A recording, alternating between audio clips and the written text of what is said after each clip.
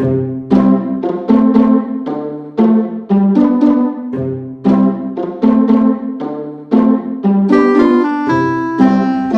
à tous et bienvenue sur cette vidéo. Je suis Rosine du blog J'aime être maman et aujourd'hui j'avais envie de te parler un petit peu de comment ça se passe le matin avec mon grand sans conflit. Alors pour te parler un petit peu de comment ça se passait avant, c'était vraiment source de conflit parce que chaque matin il se réveillait et donc déjà ça l'agaçait parce que c'est moi qui le réveillais. Et puis après pour partir à l'école, je voyais qu'il prenait toujours tout son temps pour faire les choses et qu'il attendait finalement que moi je dise dépêche-toi Evan, mets tes chaussures, dépêche-toi, il est l'heure que tu partes parce que tu vas louper ton car puisque lui il prend son car. Donc c'était vraiment source de conflit. Donc pour éviter ça, j'ai trouvé quelques outils qui pourront peut-être t'intéresser. Alors dans un premier temps, la première chose qui a très bien marché, c'est de lui installer en fait un radio-réveil dans sa chambre. Alors ça paraît peut-être un petit peu logique pour certains, mais moi en fait c'était moi qui me réveillais chaque matin pour en fait le réveiller. Donc très franchement, se faire réveiller par maman, ça passait pas du tout. Alors que le fait de lui avoir mis un radio-réveil dans sa chambre, eh bien finalement il se réveillait de très bonne humeur. Donc ça a été un super outil. La deuxième chose qui a été intéressante, c'est que le matin, je me levais donc pour lui tous les matins, pour lui préparer son petit déjeuner et tout. Mais comme je disais, on se disputait énormément. Et donc je me suis dit, mais pourquoi t'acharner à te lever chaque matin alors que vous disputez? Peut-être que tout simplement, il a besoin d'être tranquille le matin sans que je sois là derrière lui pour lui dire mets tes chaussures, prépare ton cartable, n'oublie pas ci, n'oublie pas ça. D'ailleurs, il oubliait systématiquement toutes ses affaires si je n'intervenais pas. Donc, un jour, je me suis dit, pourquoi se disputer comme ça et donc pourquoi me lever? Alors peut-être que ça va choquer certaines personnes le fait qu'une maman ne se lève pas le matin pour son enfant, mais moi ça a été une évidence.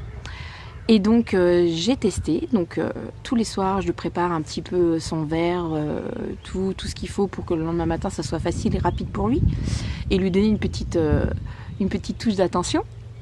Je lui écris un petit mot, toujours pour lui souhaiter une très bonne journée, que je l'aime et puis que voilà, plein de petites choses gentilles, pour toujours lui donner un petit mot, une petite marque d'attention.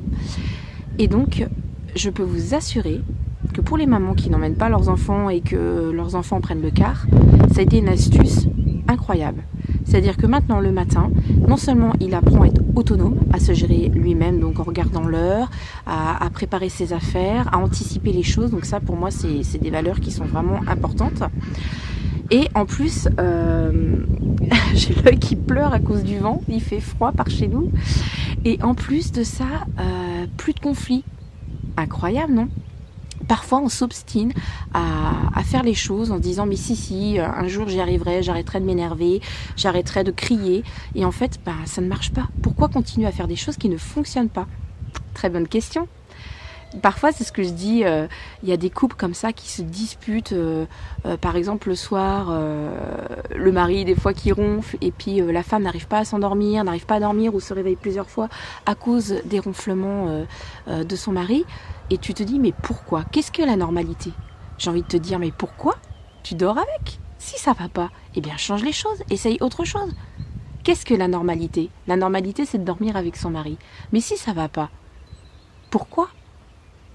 Pourquoi s'obstiner?